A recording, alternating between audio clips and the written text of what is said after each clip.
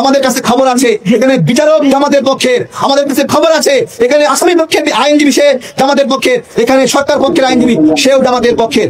এইভাবে কোনো বিচার চলতে পারে না। আসসালামু আলাইকুম রহমতুল্লাহি ওয়া বারাকাতুহু। আপনাদের সকলকে স্বাগত জানাচ্ছি নতুন আরো একটা ভিডিওতে। আজকে ভিডিওটির মূল টপিক হচ্ছে, আপনারা সকলেই জানেন যে বাংলাদেশের সাবেক প্রধানমন্ত্রী শেখ হাসিনা তার কিন্তু মৃত্যুদণ্ডের রায় দেওয়া হয়েছে, ঠিক আছে। এর পরবর্তীতে কিন্তু দেখা যায় যে বাংলাদেশে কিন্তু এর পূর্বে বাংলাদেশে বিভিন্ন সময় বিভিন্ন সমস্যা দেখা দিয়েছে, যেমন বিভিন্ন আন্দোলনের ডাক দিয়েছে, তারা শাটডাউন কমপ্লিট শাটডাউন লকডাউনের ঘোষণা দিয়েছিল। যাই হোক, সেটা কিন্তু তারা নিজেরা মনে করে যে হয়তো তারা 100% সফল। যাই হোক, তা আপনাদের ব্যাপার।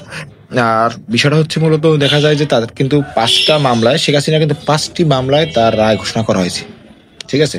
অনেকগুলো মামলা, সেই মামলার যদি রায় ঘোষণা করা হয় তাহলে কিন্তু কয়েক বছর লেগে যেতে পারে। এই জন্য কিন্তু 5টি মামলার রায় ঘোষণা করা হয়েছে।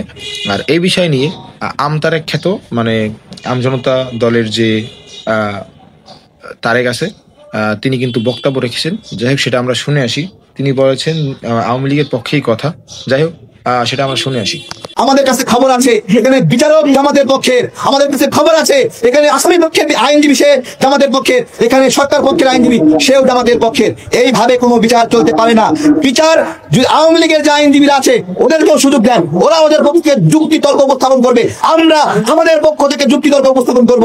আমরা যদি হারাতে না পারি তাহলে ওরা জিতবে। আমার কথা হলো, উন্মুক্ত হবে, আইনি লড়াই হবে। এইদিকে চিপাই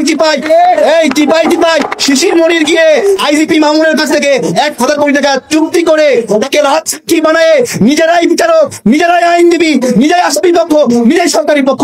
এই ধরনের তাল বাহানার আন্তর্জাতিক অপরাধ ট্রাইব্যুনাল এখন আর চলবে না।